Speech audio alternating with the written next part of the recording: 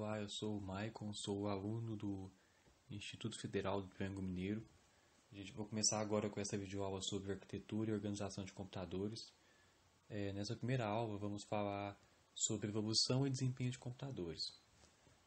Para me falar sobre isso, a gente tem que fazer algumas perguntas. O que levou à criação dos computadores? Quais foram os pioneiros na área? Como foram as gerações de computadores e como eles estão atualmente? O que levou à criação dos computadores? Se a gente for parar para pensar, antigamente tinha uma dificuldade muito grande em realizar cálculos. Ou seja, a necessidade de realizar cálculos mais precisos levou à criação das primeiras calculadoras. Essas calculadoras foi o que foi evoluindo até chegar aos computadores de hoje. Nessa imagem aqui a gente pode ver o ábaco chinês, que foi uma das primeiras calculadoras que surgiu. Ele era totalmente manual, ele fazia apenas operações algébricas básicas. Com o tempo foi surgindo as primeiras calculadoras mecânicas. Uma das mais conhecidas foi a máquina de Pascal, que somava e subtraía. Ela foi criada em 1642. Depois veio uma mais avançada, que foi a de Leibniz. Foi em 1646. Essa já multiplicava e dividia. Em 1834 foi a primeira tentativa de se construir um computador digital, a máquina analítica de Babbage. Ela utilizava cartões perfurados. Era programável na linguagem de montagem simples, chamada de Ada. Nessa imagem pode ver esse primeiro computador. Vamos falar agora sobre as gerações. A primeira geração foi a geração de válvulas.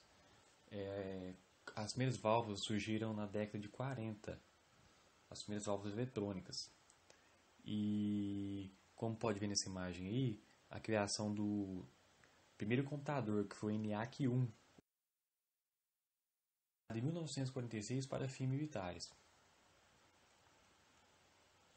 Ele possuía cerca de 18 mil válvulas, 1.500 relés e pesava 30 toneladas. Consumia 140 kilowatts. Aí tem mais essa imagem que mostro aí agora é o EDSAC, que foi um segundo computador que foi criado em 1949. Ele foi o primeiro computador com o conceito de programa armazenado. Nessa imagem a gente pode ver von Neumann do lado da sua criação, que foi a máquina de von Neumann. Foi criada em 1952, que foi a base das arquiteturas dos computadores modernos.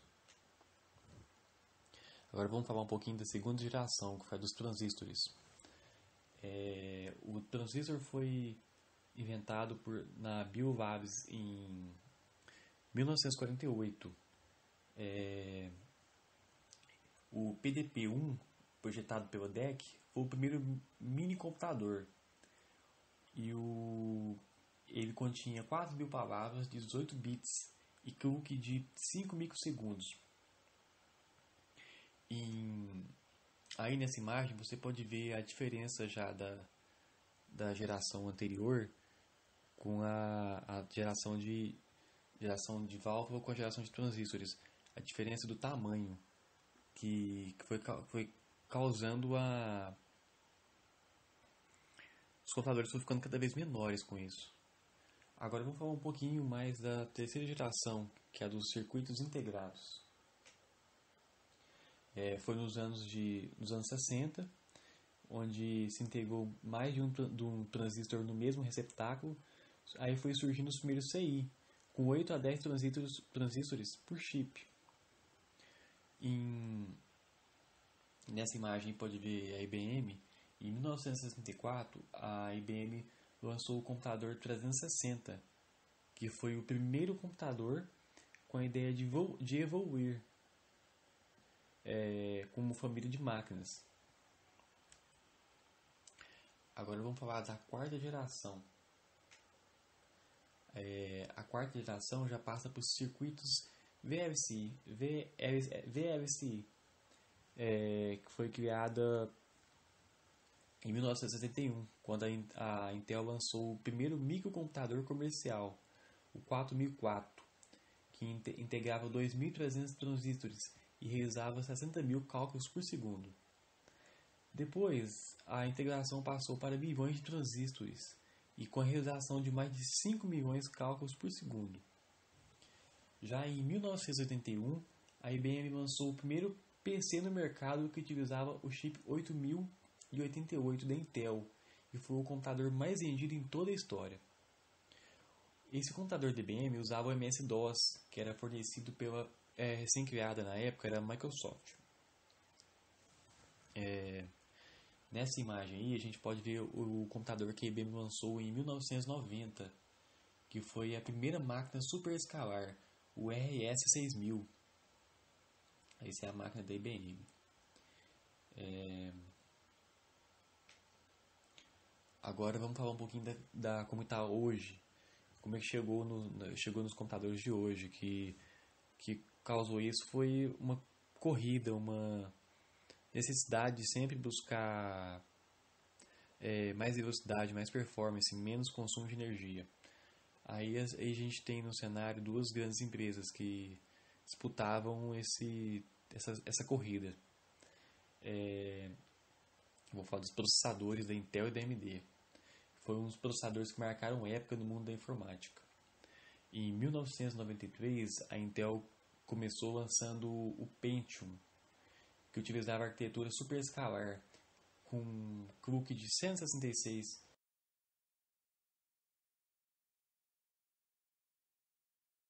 com barramento de 32 bits e 3,1 milhões de transistores integrados e 4 GB de memória fixa.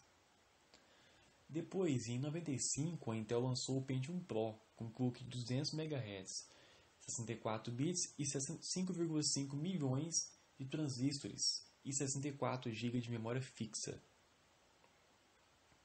Logo em seguida, em 97, a Intel lançou o Pentium 2 com clock variando entre 200 a 300 MHz, 64 bits e 7,5 milhões de transistores e 64 GB de memória fixa.